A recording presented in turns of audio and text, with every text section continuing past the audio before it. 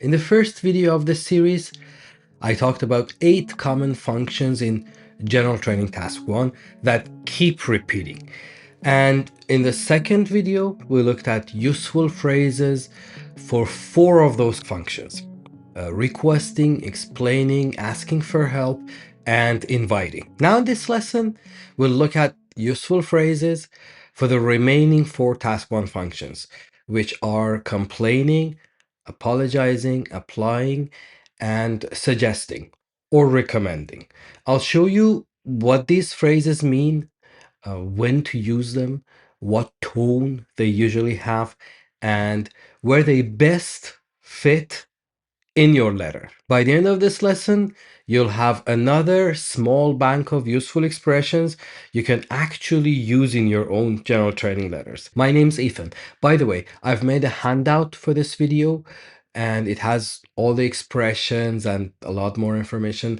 It helps a lot to have it in front of you as you're watching this lesson. So the link to that handout is in the description of this video. Go download it, and then if you can print it, it will be wonderful. Let's start with complaining.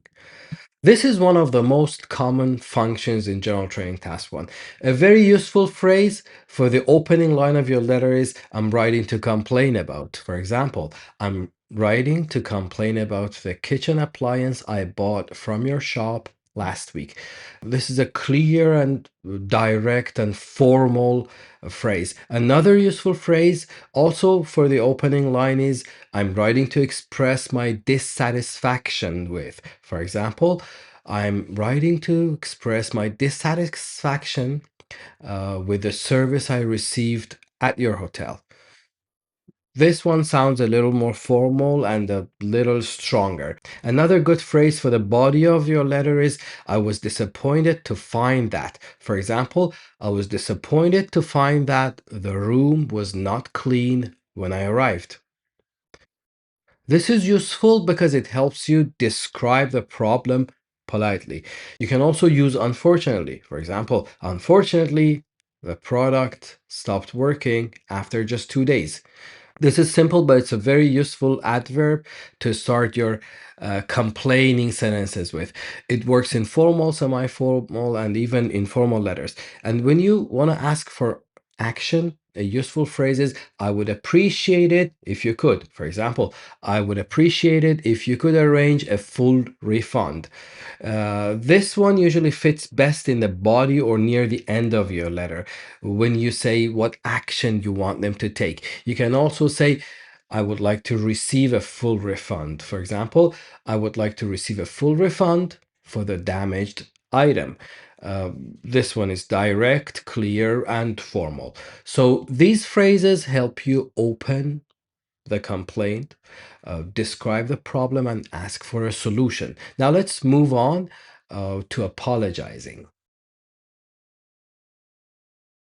This function appears when you need to say sorry for a mistake, or a delay, or a problem, or a change of plans. A simple and very useful phrase, usually for the opening line of your letter or nearly the early parts of the letter, is, I'm sorry that. For example, I'm sorry that I was unable to attend the meeting last Friday. It works well in semi-formal and informal letters. And another common phrase is, I apologize for. For example, I apologize for the inconvenience this may have caused. This one sounds more formal, so it works well in formal letters. Another useful phrase, usually in the opening or early body of your letter, is, I'm sorry I haven't. For example, I'm sorry I haven't written sooner, but I've been extremely busy since I got back from the trip. This sentence sounds more personal and more natural in a letter to someone you know. You can also say, please accept my apology for example, please accept my apology for missing your birthday celebration. This one is more polite and a little bit more formal. And if you want to take responsibility cleanly, a very useful phrase is, I should have. For example, I should have contacted you earlier to let you know about the change in plans. Means I think I should have contacted you, but I didn't. This one is very useful because a good apology is not just saying sorry, it's also about taking responsibility. So, what is it that you should have done that you didn't do? You write it this way. Another useful phrase is I regret that. For example, I regret that I will not be able to attend the event next week. Phrase is more formal. It works very well when the letter needs a more serious tone. So these phrases help you say sorry correctly, explain the problem, take responsibility in a natural way. Applying is an important function in General Training Task 1. In these letters, you may need to apply for a job or a course or some kind of position. A very useful phrase for the opening line of your letter is, I'm writing to apply for. For example, I'm writing to apply for the part-time position advertised on your website. It's a formal sentence and very common in application letters. Another useful opening phrase is, I would like to apply for. For example, I would like to apply for the voluntary position at your museum. This phrase means almost the same thing and is also formal. Another good phrase, usually in the body, is I believe I would be well suited to. For example, I believe I would be well suited to this role because I have experience working with children. This one helps you show that you fit the role very well. You can also say, I'm particularly interested in. For example, I'm particularly interested in this position because I hope to work in education in the future. Uh, it's very useful when you want to explain your interest or your motivation for your application. Another useful phrase is I have experience in. For example, I have experience in teaching young learners and preparing classroom materials. It works well in the body of the letter when you talk about your background. And near the end of the letter is very useful phrases. I would welcome the opportunity to.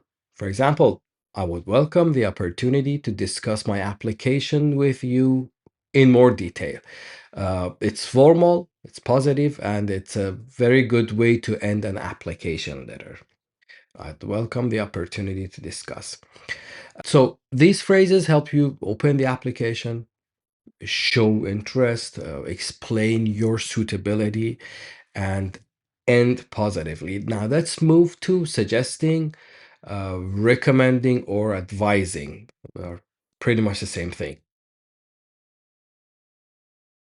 This function appears when you need to give advice, or make a suggestion, or recommend something to someone. A useful phrase is, I would recommend. For example, I would recommend booking your accommodation well in advance. This one is fairly neutral, so it can work in formal or semi-formal letters. And a more personal version is, I'd strongly recommend. For example, I'd strongly recommend taking a warm coat because it gets very cold at night. This one sounds more natural in semi-formal or informal letters. Another common phrase is, I think you should. You might write, I think you should contact the college directly before making a final decision. Simple and very common, but it's a little more direct. You can also say you might want to. For example, you might write, you might want to bring some extra money for transport and meals. This one is softer than you should, so it often works better if you want to be less direct. One more useful phrase is, if I were you, I would. For example, if I were you, I would choose the course that gives you more practical experience.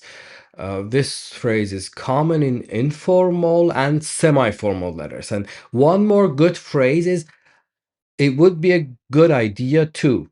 For example, it would be a good idea to arrive a day early so you have time to settle in. This sounds polite and reasonably neutral, so it works well in many letters. Um, so the phrases help you give advice, make suggestions, and recommend something in a clear and natural way. Now let's put these functions together and look at a few task one prompts. Imagine the prompt says you bought a product online, but it arrived damaged. Write to the company and describe the problem and say what action you want them to take. So here you need two functions: complaining and requesting action. Pause the video and try to write 2 or 3 sentences for the beginning of this letter.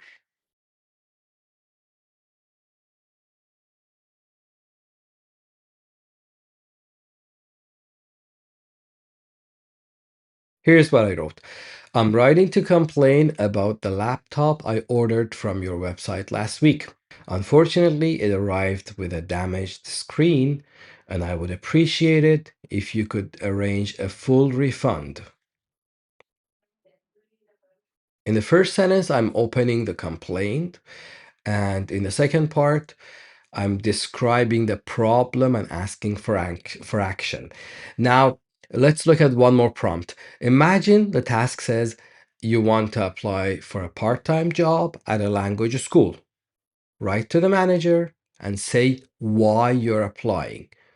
Explain why you're suitable for the job. So again, this task needs more than one function. You need to apply and also explain your suitability. Put the video on pause and write 2 sentences or maybe 3 sentences for the beginning of this letter.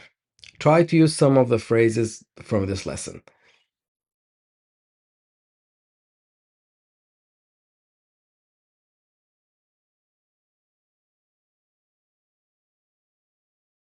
Now let's look at what I wrote. I'm writing to apply for the part-time teaching position at your language school. I'm particularly interested in this role, and I believe I would be well suited to it because I have experience in teaching beginner students. In the first sentence, I'm applying, and in the second sentence, I'm explaining my interest and my suitability. So again, the important thing is this: you look at the bullet points, identify the functions, and then choose the phrases that fit. Now, let's look at a few common mistakes. First, some people sound too emotional when they complain. In General Training Task 1, it's better to sound clear and controlled. Second, some letters apologize but do not take responsibility. A good apology is not only about saying sorry, it's also about saying what you should have done. Third, some students use vague language in application letters. If you're applying, you should show your interest, your experience, or your suitability clearly. And finally, some letters give advice in a way that sounds too direct. So always think about tone. Ask yourself, does it sound formal, semi-formal, or informal? And before you use a phrase, ask yourself, am I complaining? Am I apologizing? Am I applying, or am I suggesting something? Thanks for watching this video. If this lesson helped you, please hit the like button and subscribe to my channel. I made another video for this series. It's the bonus video of this series, and in it we'll look at how to open and end any General Training Task 1 letter correctly, including the greetings of the letter, the opening line, the closing line, and sign off. I'll see you in that video. Don't miss it. It's a nice closure to this series. Bye.